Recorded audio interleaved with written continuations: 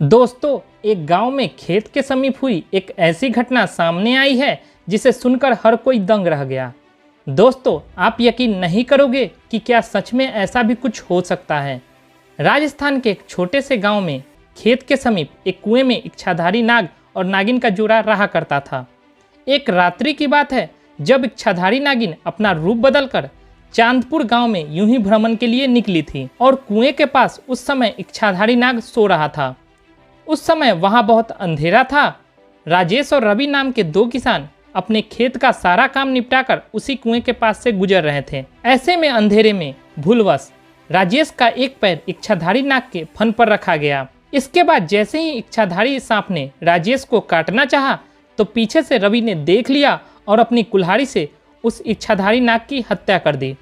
जब दोनों को पता चला कि ये कोई साधारण नाग नहीं, ये तो इच्छाधारी नाग है, तो उन्होंने उसे उठाकर पास के स्थित कुएं में फेंक दिया और वहां से भाग निकले। उधर जब इच्छाधारी नागिन कुएं के पास लौटकर आई तो अपने मृत नाग को कुएं में देखकर बेसुध हो गई और उस नाग की आंखों में उसने अपने कातिलों को देख लिया। उसके दिमाग में बस एक ही शब्द चल रहा था और वो था बदला। उसी समय उसने प्रण लिया कि जिसने भी मेरे नाग की हत्या की है, मैं उन दोनों इंसानों को इस कुएं के अंदर ही मारूंगी। ऐसे में उसने बहुत सालों तक उसी कुएं में रहकर अपने नाग के कातिलों का इंतजार किया। परंतु राजेश और रवि ने उस घटना के बाद उस स्थान से निकलना ही बंद कर दिया। परंतु इच्छाधारी नागिन अपने नाग की हत्या का बदला लेने के लिए बहुत ही ज़्यादा तड़प रही थी। उसके सब्र का बांध टूट चुका था और उसने निश्चय किया कि अब मैं गांव में जाकर दोनों हत्यारों से बदला लूंगी। उसने बहुत ही सुंदर कन्या का वेश धारण किया और चांदपुर गांव में पहुंच गई। पूरे गांव में उसने नाग की आंखों में देखे कातिलों को ढूंढना चाहा, पर वे कहीं नहीं मिले।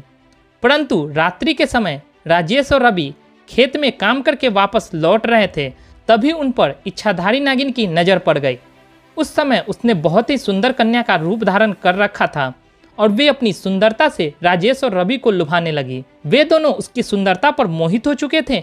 ऐसे में उस लड़की ने कहा, आओ मैं तुम्हें स्वर्ग की सैर कराती हूँ। वे दोनों बेसुध हो गए और उसके पीछे पीछे जाने लगे। उस लड़की की सुंदरता में इतने मोहित हो चुके थे कि उन्हें समझ में ही नहीं आ रहा था कि वे दोनों उसी स्थान पर जा रहे हैं जहाँ पर उन दोनों ने नाग की हत्या की थी। अब वो इच्छाधारी नागिन दोनों को लेकर उसी कुएं के पास आ गई और अपना भयंकर और विशाल रूप उन दोनों को दिखाया, जिसे देख दोनों के पसीने छूट गए और डर के मारे कांपने लगे। इच्छाधारी नागिन ने उन्हें अपना पक्ष रखने का मौका भी नहीं दिया कि भूलवश उनसे नाग की हत्या हुई थी और नागिन ने उन्हें डस डस कर दोनों को मारकर अपने नाग का बदला लिया। अपने प्रण के अनुसार दोनों के शव को उसने उसी कुएं में फेंक दिया जिस कुएं में उन्होंने उसके नाग को मारकर फेंका था, और वह पुनः कुएं के आसपास ही रहने लगी। दोस्तों, आप इस बात का विशेष ध्यान रखिएगा कि किसी भी प्रकार से आप जाने या अनजाने में नाग या नागिन को चोट ना पहुंचाएं। हमारी एक गलती हमारे ऊपर बहुत भारी पड़ सकती है। नाग हो या नागिन, सब महादेव के गहने हैं। हमारा कार्य है कि हम महादेव की भक्ति करते हैं, उनके साथ ही हमें इनकी पूजा अर्चना भी करनी चाहिए, ना कि इन्हें चोट पहुंचाना चाहिए। साथ ही इस घटना को लेकर आपकी क्या राय है, हमें कमेंट बॉक्स में ज़रूर बताएं और महादेव के भक्त कमेंट बॉक्स में हर हर महादेव जरूर लिखें। दोस्तों, कैसी लगी हमारी आज की ये वीडियो? अगर ये वीडियो पसंद आए तो वीडियो को लाइक, साथ ही साथ चैनल पे फर्स्ट टाइम विजिट किए हैं तो चैनल को सब्सक्राइब कर बेल आइकन प्रेस कर दें ताकि नई नई वीडियो की अपडेट्स आपको मिलती रहे। तो मिलते हैं फ्रेंड्स एक नई वीडियो के साथ, तब तक के लिए धन्यवाद।